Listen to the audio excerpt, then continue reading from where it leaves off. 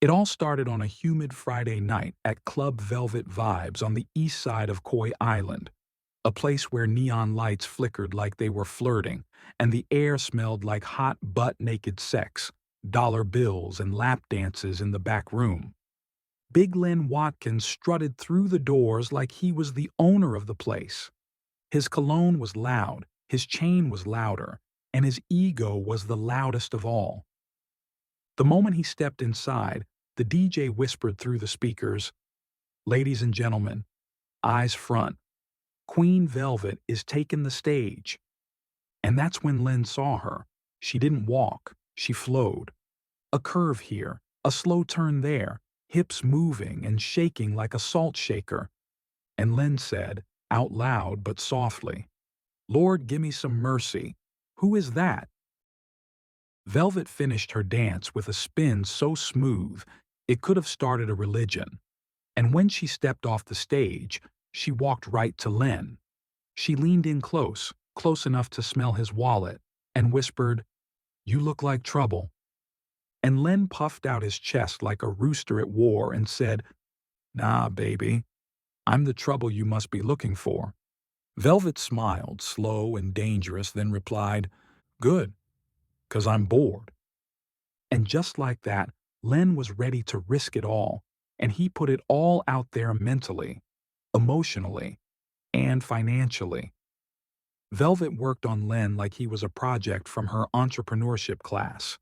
Every night for an entire week, she sat with him in the quiet, dark corner of the club, letting him talk and talk and talk. Because Len loved hearing himself speak, especially when a beautiful woman pretended to care. She'd nod sweetly as he bragged, "I got 3 car washes, 2 barbershops, and a vending machine business, girl. I'm a mogul." And Velvet would respond, "Wow, Big Daddy, you really are a king." But her eyes weren't on him. Her eyes were on his watch, his wallet, his weaknesses, and the way he typed in his phone password without hiding it. She studied him like a textbook, highlighting the important parts and made mental flashcards.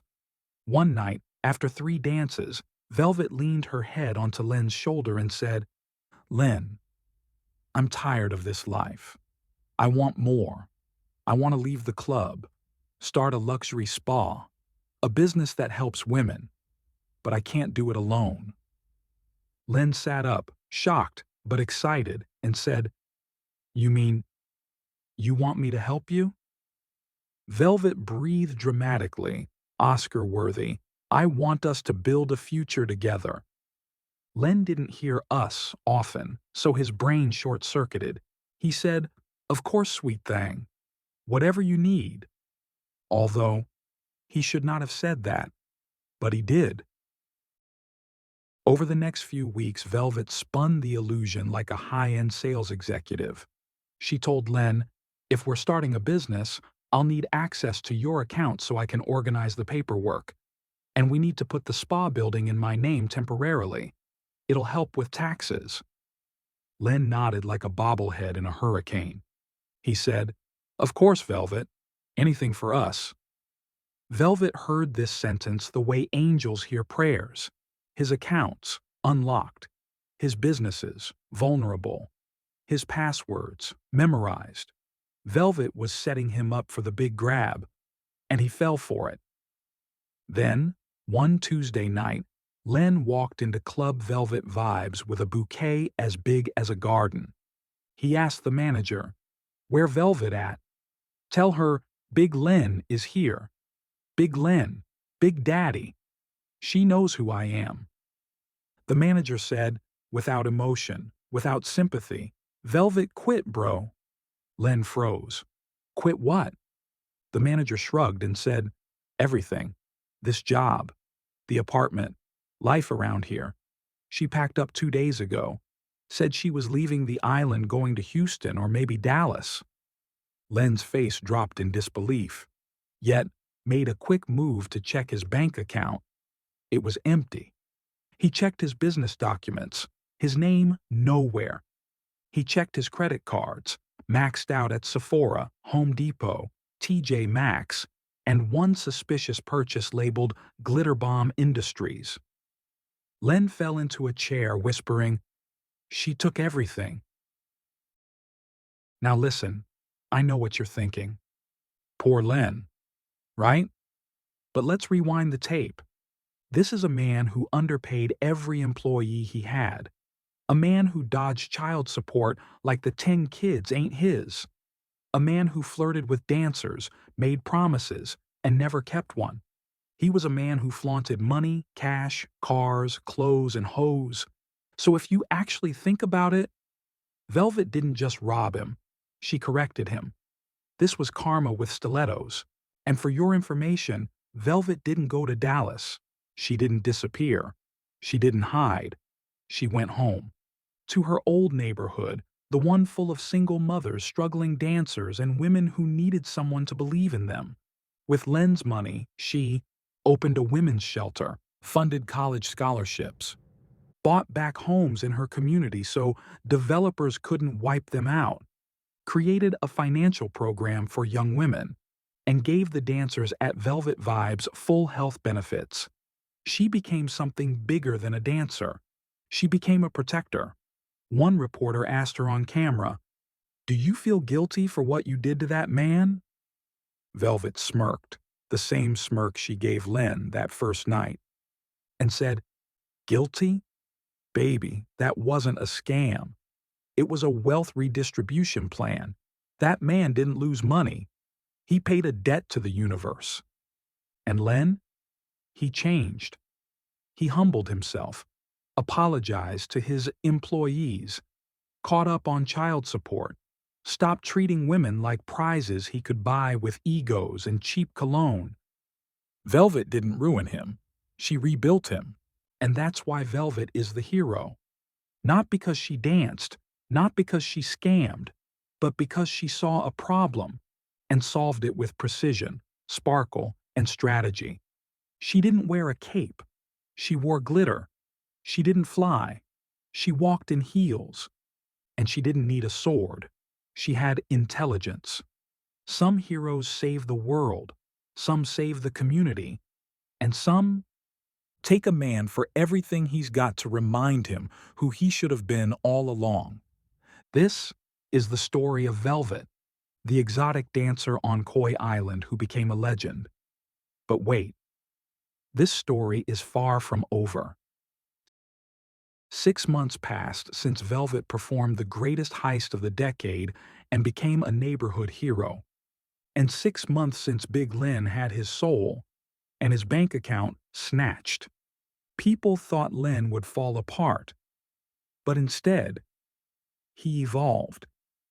He wore humble clothes now, drove a regular car, paid his employees fairly, and he even went to therapy. The real kind, not the "my cousin gives advice at the cookout" kind. People said Len was a new man. But life doesn't care about new men. Life cares about unfinished business. And Velvet? Oh, Velvet wasn't done. One late afternoon, Len walked into a small community center. He volunteered there now, fixing things, helping kids, trying to turn his karma credit score around. He walked into the kitchen, humming a gospel remix of a Drake song, and there she was, Velvet. Hair tied back, no makeup, wearing oversized sweats, and stirring a giant pot of soup like she was feeding the entire planet. Len froze, shocked to see her. Velvet looked up at him and said, "Well, look who God kept alive." Len swallowed hard and said, "Velvet, what you doing here?" She smirked. "Same thing you doing. Trying to help folks. Difference is, I'm better at it." And that was true. Len gathered himself, took a deep breath, and told Velvet, "Look, I ain't gonna lie. You caught me slipping. You snatched my whole vibe, emotionally, financially, spiritually. You hit me in every tax bracket I had." Velvet raised an eyebrow like she was adjusting his honesty level. Len continued, "But you made me better. I ain't saying thank you, but I see the reason now." Velvet didn't soften. She didn't blink. She said, "Good. Growth looks good on you. Expensive, but good." And that was the closest Velvet had ever come to forgiveness. Velvet pulled Len to the side, away from the soup and the volunteers. She said quietly, "Len, I didn't come here by accident. I need your help." And Len almost fainted. Velvet needing him? This was like a rich man catching a cab. She explained, "A developer named Victor Cade is trying to buy this whole neighborhood. He's forcing people out, raising rents, threatening families. He already tried to sabotage my shelter." Len said, "What you want me to do?" Velvet stepped closer, her voice sharp. "Help me take him down, legally, strategically, creatively. I know you still got connections, Len." Oh yes, she was right. Len had connections, shady ones, useful ones. And this time, Velvet wanted to use his power for something good. But helping Velvet wasn't the complicated part. The complicated part was that Len still felt a little something for her. Not the lust he had before. No. This was the, "I hate that you ruined my life, but I forgive you 'cause you're fine as hell" kind of love. Len said, "Velvet, you asking me to trust you after all the dirty shit you did to me?" Velvet answered without missing a single beat. "Yes, because now I'm telling the truth. And because you love me. Tell the truth. You know you love me. And so be it." They met late nights at the community center, mapping out every property Cade bought, creating flowcharts, analyzing legal loopholes. And Velvet was a strategist, while Len was a hustler. Together, they were dangerous. Velvet told him, "We're gonna buy back the block before he does, but we need funding." Len replied, "I know some people, good people, and some less good but reliable." Velvet smiled and said, "Perfect. I knew I could count on you, Big Daddy." But Victor Cade wasn't stupid. He heard rumors. He learned Velvet and Len were collaborating. One night, as Velvet locked up her shelter, a sleek black car pulled up. Victor stepped out, sunglasses even though it was nighttime. He said, "Velvet, you're becoming a problem." Velvet replied, "Good. That means I'm doing something right." Victor stepped closer, getting as close to her as possible, nose to nose, threatening. He said, "Walk away, or I will kick yo's ass till I'm smelling shit." Yet Velvet didn't flinch, not 1 inch. "You can try," she said. Then she walked away, cool, calm, collective. But inside, she knew something big was coming. And Len, he felt it too. As they strategized, Len kept watching Velvet, not in the old way, but in a new way, a respectful way, a careful way, a "this woman could run this entire island if she wanted" kind of way. One night he told her, "You know, you're the kind of person I should have been following all along." Velvet paused, stunned, then said, "Len, don't make this weird." He laughed. She didn't. And they kept working. Finally, Velvet revealed her master strategy. She said, "We're not just stopping Victor Cade. We're taking his company, his buildings, his power, and we're flipping his entire empire into community housing." Len blinked. "Velvet, that's not a plan. That's a movie." She smirked and said, "Exactly." And that's where the new story begins. Velvet, the former dancer turned community queen. Len, the reformed hustler trying to fix his soul. Victor Cade, a billionaire bulldozer ready to crush everything. This wasn't just a neighborhood issue. This was a war. Velvet cracked her knuckles and said, "Len, it's time to finish what we started. You with me?" Len nodded slowly. "Yeah, this time I'm not running after you. I'm running along with you." And Velvet smiled. The kind of smile that meant someone was about to lose everything. And this time, it wasn't Len. War doesn't always start with violence. This time it starts with paperwork, real estate, and one man who thinks money makes him invincible. Victor Cade had spent weeks tightening his grip on Velvet's neighborhood, raising rents, threatening landlords, and buying up old buildings like trading cards. But Velvet wasn't intimidated. She saw him the same way she saw Big Len months ago, as an opportunity. And opportunities were meant to be flipped. Velvet called Len late one night, telling him to meet her at a dimly lit diner off Coy Avenue on the east side. When Len arrived, Velvet was already in a booth, sipping tea like she was planning a revolution. She looked up as he sat down and said, "Len, I found his weakness." Len swallowed nervously. "Whose weakness? Victor Cade?" Velvet nodded slowly and said, "The man's greedy but sloppy. He hides his dirty business under charities and church organizations. But one of them is cracked." Len raised his eyebrows. "Cracked how?" Velvet leaned in and explained, "His accountant hates him, told me everything after I gave him a few private dances." Len blinked. "Private dances?" "Yes," Velvet said. "Never underestimate the power of a butt-naked lap dance.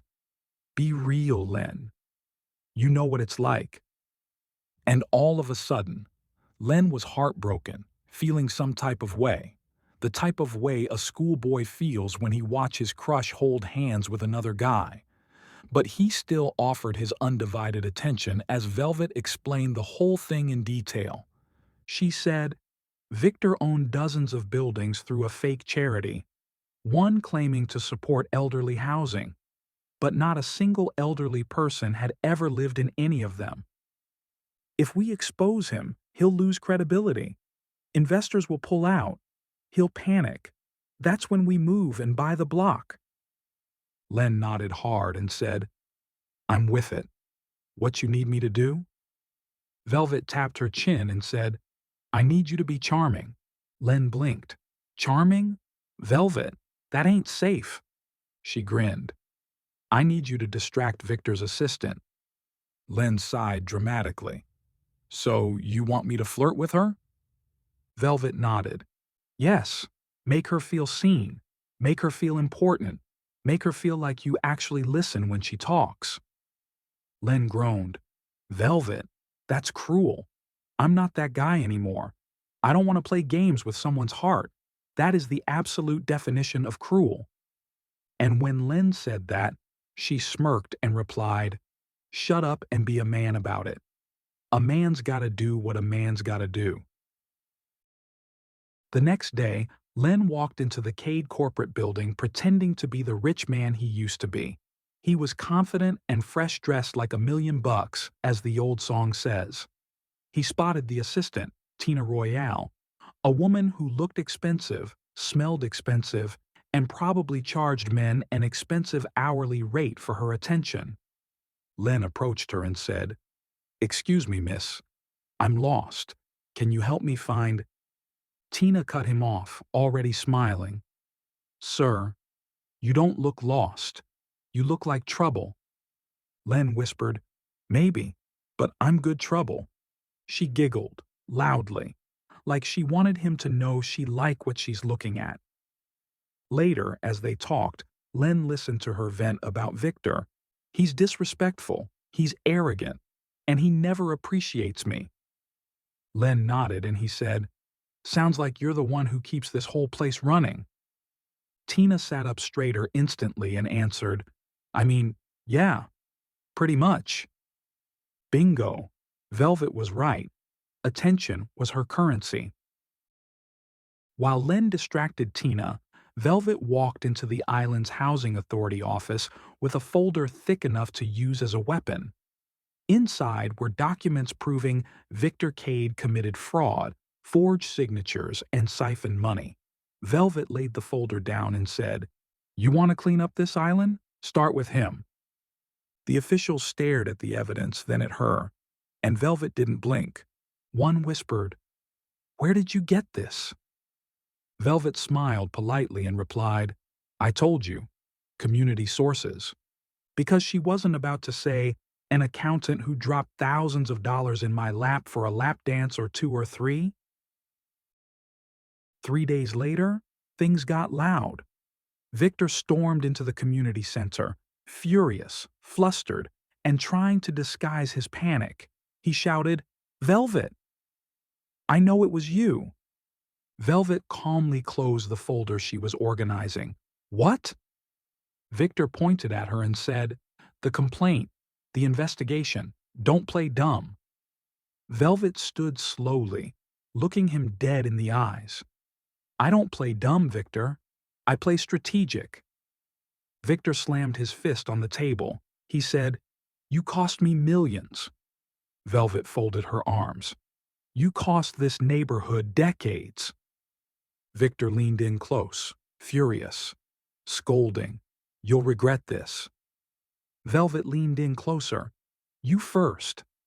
Len, watching from the corner, whispered to himself, Lord, this lady is fierce.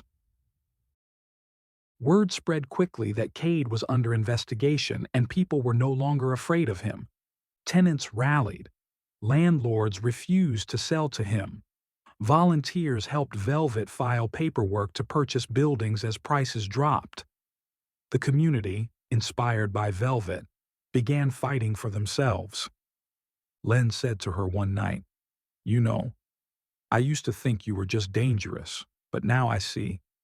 You're the baddest lil mama I ever seen in my whole entire life. Velvet didn't smile. Not at first. Then she said softly, Welcome to the Velvet Show. I'm glad you finally see me for who I really am. 2 weeks later, a breaking news alert announced, Victor Cade found guilty of real estate fraud pending trial. Assets frozen. Velvet closed her eyes and whispered, That's checkmate. Len asked, So, what happens now?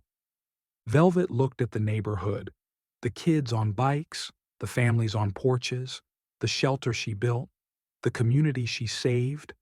Her voice softened, yet made a bold declaration. Now we rebuild. Now we own what was stolen. Now the block belongs to the people again. Len looked at her with admiration. Velvet, you really are incredible. Velvet turned to him, smirked slightly, and said, Don't fall in love with me again, Len. Len swallowed and said, Too late. Velvet's smile faded into something unexpected, something gentle, something dangerous. She said, Len, don't say that unless you mean it. And Len held his breath because he really meant it. The war was won. The neighborhood was safe. And Velvet became more than a dancer, more than a strategist, and more than a hero. She was a force. And now? Len stood beside her willingly, not as a fool blinded by lust, but as a partner who finally understood her worth. But stories like this? They don't end here, because Velvet had enemies she didn't know about yet, power she hadn't claimed. And Len had feelings he wasn't ready to confess. So, what do you think? Should Len make his move for more love and affection with Velvet? Or should he protect himself and get as far away from Velvet as possible? Let us know in the comments, and thank you for listening.